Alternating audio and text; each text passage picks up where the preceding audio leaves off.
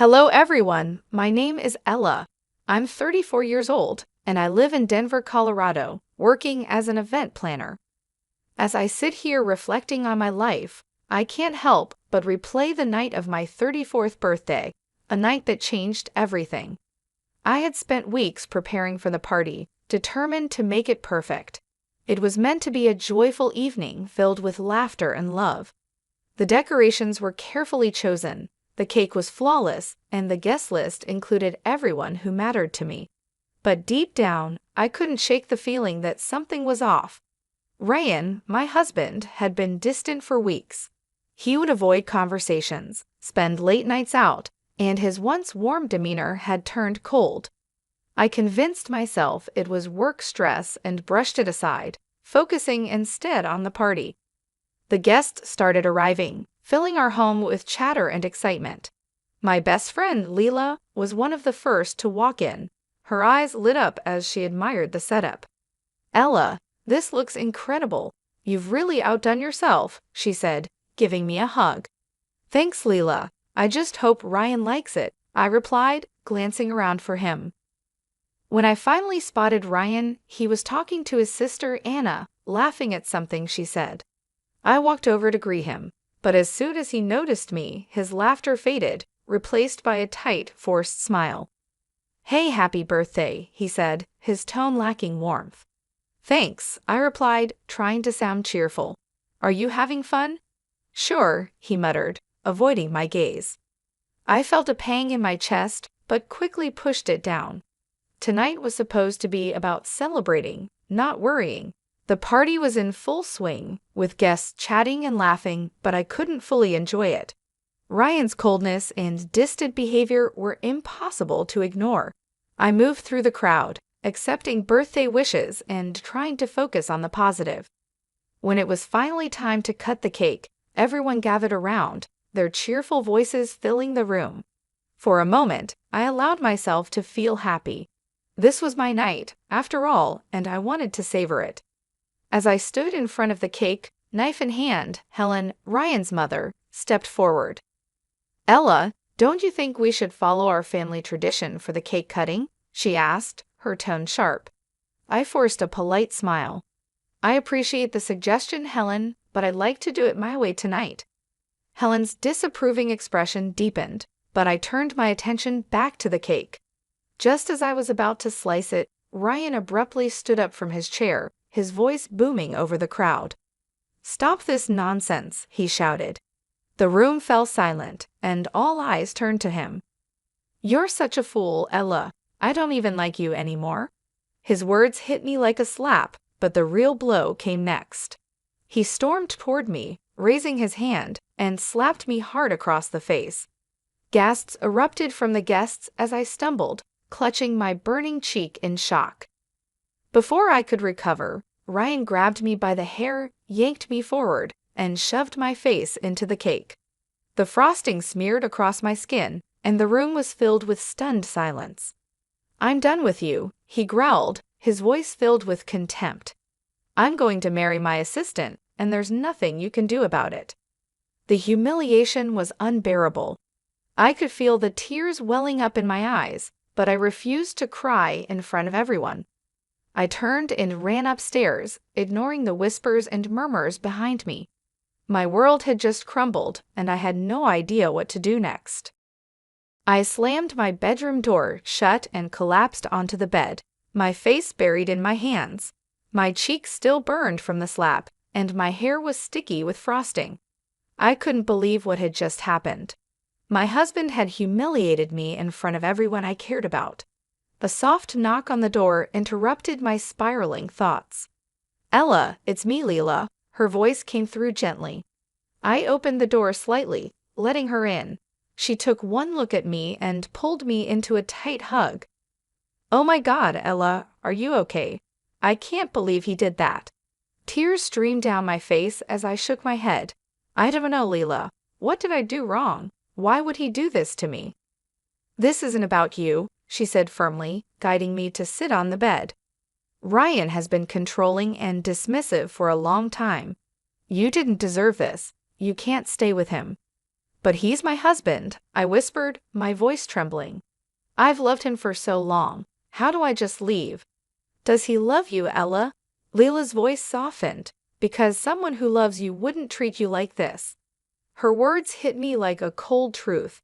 I had ignored so many red flags over the years, his cutting remarks, his indifference, and the way he always seemed to prioritize others over me. Anger began bubbling inside me, pushing aside the sadness. I had allowed this for too long. You're right, I said, my voice trembling with a mix of hurt and resolve. I can't let him get away with this. Leela nodded. That's the Ella I know. You're stronger than this, and I'll be here every step of the way. Sitting there in the dim light of my room, I made a decision. I wasn't going to let Ryan and his cruelty define me. I was going to fight back and reclaim my life. The morning after the party, I woke up with a heavy heart, but a newfound determination. I couldn't let Ryan's actions go unanswered. I needed answers, and more importantly, I needed proof. Leela arrived later that day, her arms full of coffee and determination. So, where do we start? She asked, setting the cups down on the table. We need to figure out what he's hiding, I said. I know he's been seeing someone, and I suspect there's more to it than just the affair. Over the next few days, I began watching Ryan closely.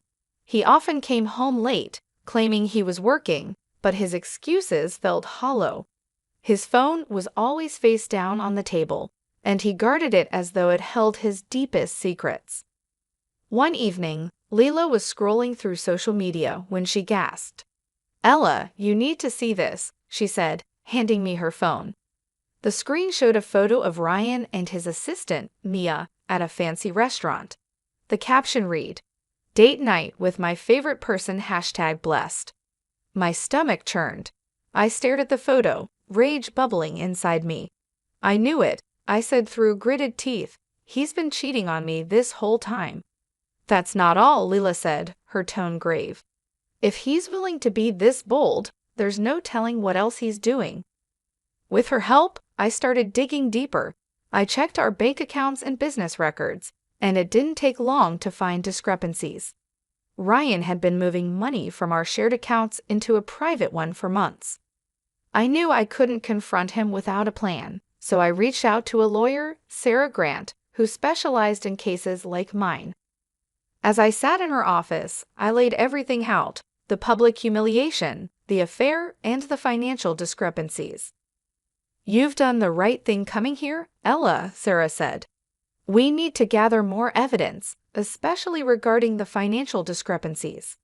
The stronger the case, the better your outcome will be. I left her office with a renewed sense of purpose.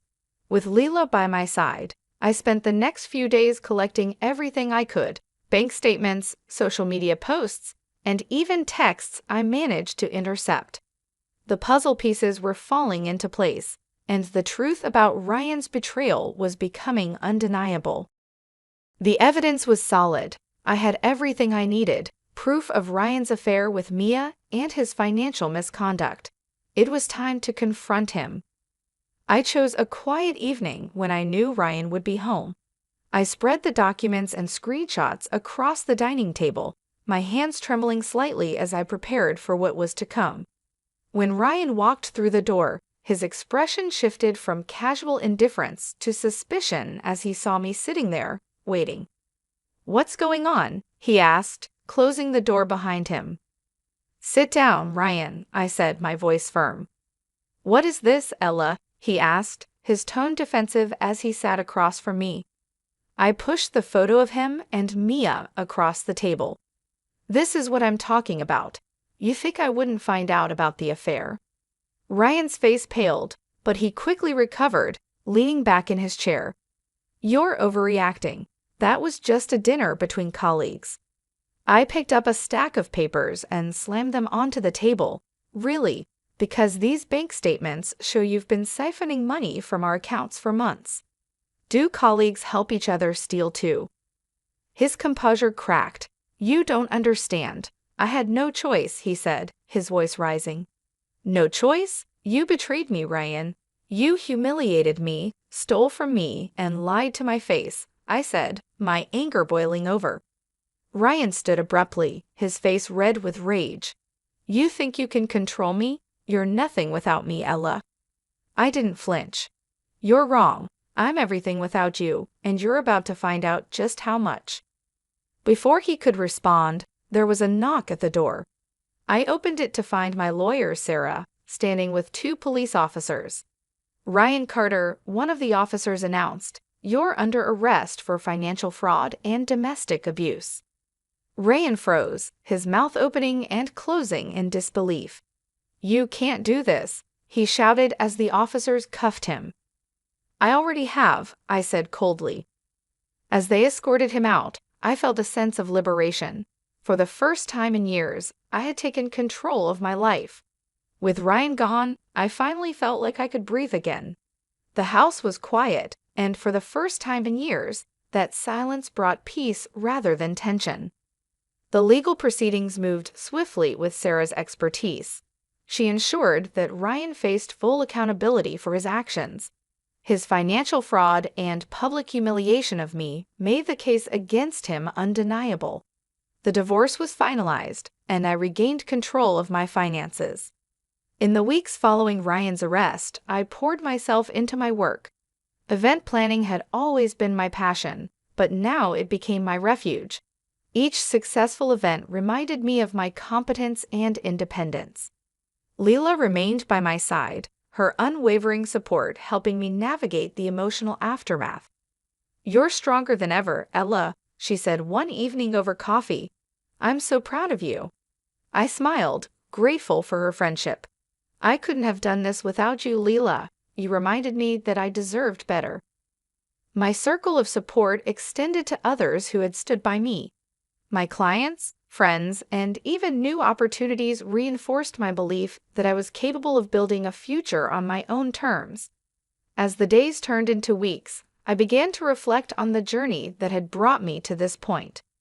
The woman staring back at me in the mirror was no longer broken or unsure. I had reclaimed my life, my dignity, and my strength. One evening, as I sat on my balcony overlooking Denver's skyline, I let the cool breeze wash over me. The city lights twinkled, and for the first time in years, I felt a sense of peace.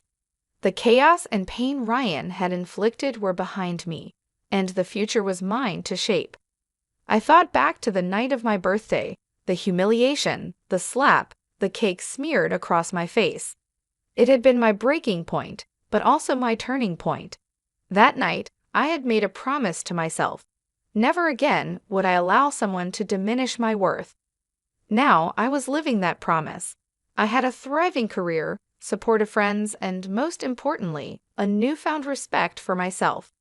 As I sipped my tea, I felt a quiet determination settle within me. Life wouldn't always be easy, but I knew I had the strength to face whatever came next. I was ready to embrace my independence and write the next chapter of my story. For the first time in a long time, I smiled, not out of obligation, but because I was truly free. Thank you for watching. If you enjoyed this story, don't forget to like this video, comment your thoughts below, and let us know what you think of Ella's journey. We'd love to hear your opinions and ideas for future stories. Make sure to subscribe to our channel and hit the bell icon so you never miss an update. Your support means the world to us, and we can't wait to share more inspiring and empowering stories with you. Until next time, take care and stay empowered.